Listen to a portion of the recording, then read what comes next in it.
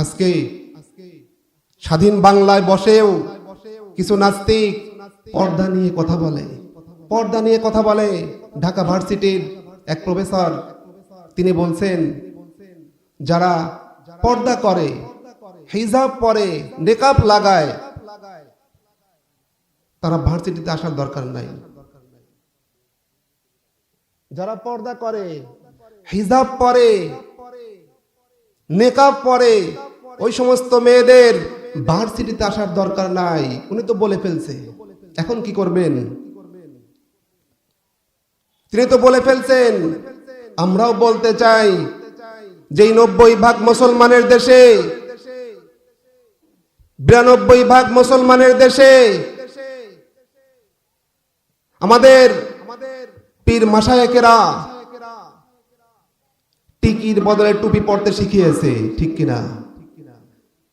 লেংটির বদলে লুঙ্গি পরা শিখিয়েছেন, ধুতির জায়গায় পাগড়ি পরা শিখিয়েছেন, হরে রামের জায়গায় কলমা পড়তে শিখিয়েছেন। সেই 92% মুসলমানের দেশে ঢাকার রাজধানীতে বসে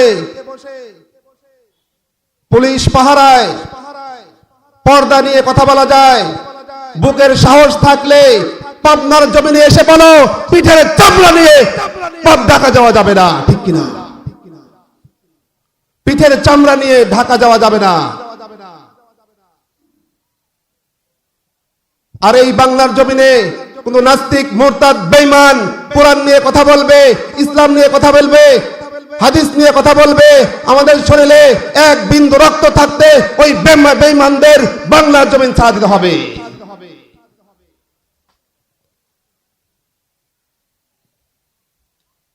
আজকে বুকটা ফেটে যায়,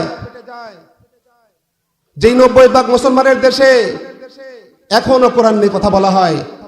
কয়দিন আগেও আমার নবীকে নিয়ে কটূক্তি করছে, কয়দিন আগেও আমার নবীকে নিয়ে কটূক্তি করা হয়েছে। আমরা জানি না কিসের ইসলাম, কিসের ইসলাম? যেই জামানায় একটা পর্দা নিয়ে কথা বললে কল্লা ফেলে দেওয়া হতো, পরে থাক নবী। আজকে আমরা আমাদের নবীকে নিয়ে কথা বলা হয়, রাসূলকে নিয়ে কথা বলা হয়, কোরআন নিয়ে কটূক্তি করা হয়, মুসলমানের হৃদয়ে একটু রক্ত ক্ষরণ হয় না। আজকে আমরা বীর পুরুষের মতো, বীরের জাতির মতো, যেই নাস্তিক বেঈমান এখনো কোরআন নিয়ে কথা বলতে আসবে, হাদিসের বিরুদ্ধে কথা বলতে আসবে, বাংলার জমিনে এই নাস্তিকদের আর ঠাঁই দেওয়া হবে না।